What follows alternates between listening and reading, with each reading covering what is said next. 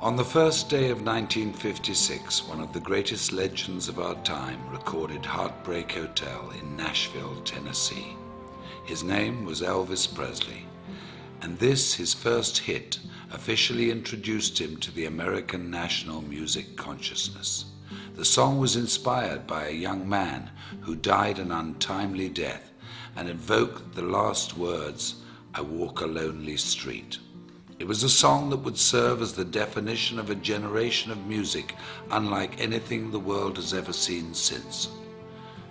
On that day, something else had taken place, perhaps not so momentous at the time, but that would prove to also define a generation, not of music, but of changing people's lives, and who would also die an untimely death as fate would have it. On January the 1st, 1956, in a gritty little neighborhood tucked away in South Los Angeles called La Mirada, Mark Hughes was born. His life was fairly unremarkable. Born to Joanne Hughes and raised by her and Stuart Hartman, whom she married, Mark was probably reared much like many of us. Mind your manners, be responsible, keep your elbows off the table, make good choices. He was skinny and good-looking, polite and friendly, and very protective of his two younger brothers. The quietest of the three boys, he'd inherited his mother's good looks and Stuart's focus and intensity.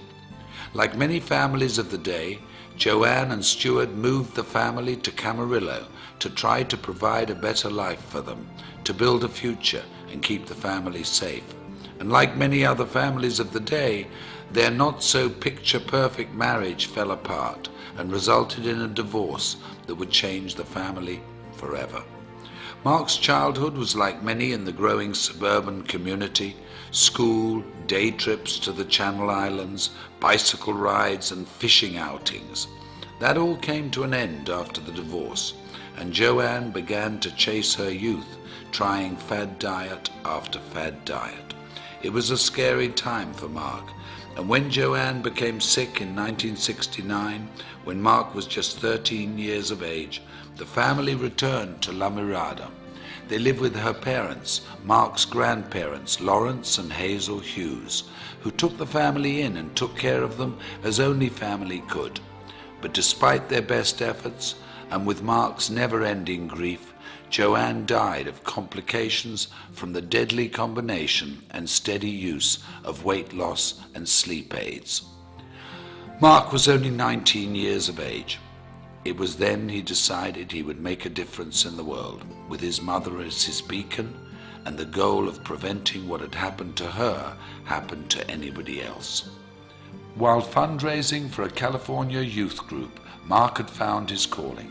He was charismatic, charming and persuasive. He'd even convinced then Governor Ronald Reagan to part with $500.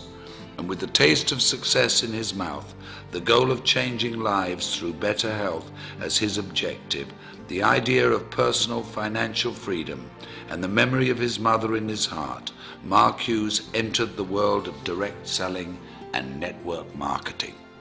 In 1976, Mark began selling Slender Now diet products, quickly becoming one of their top 100 earners.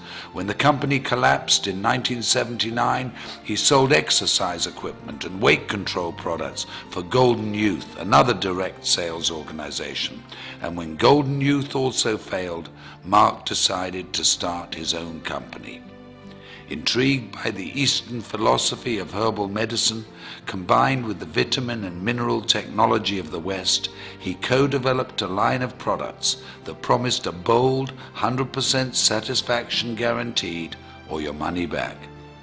At 24 years of age, Mark Reynolds Hughes, having taken his mother's maiden name, introduced Herbalife in the United States and single-handedly rewrote direct selling history.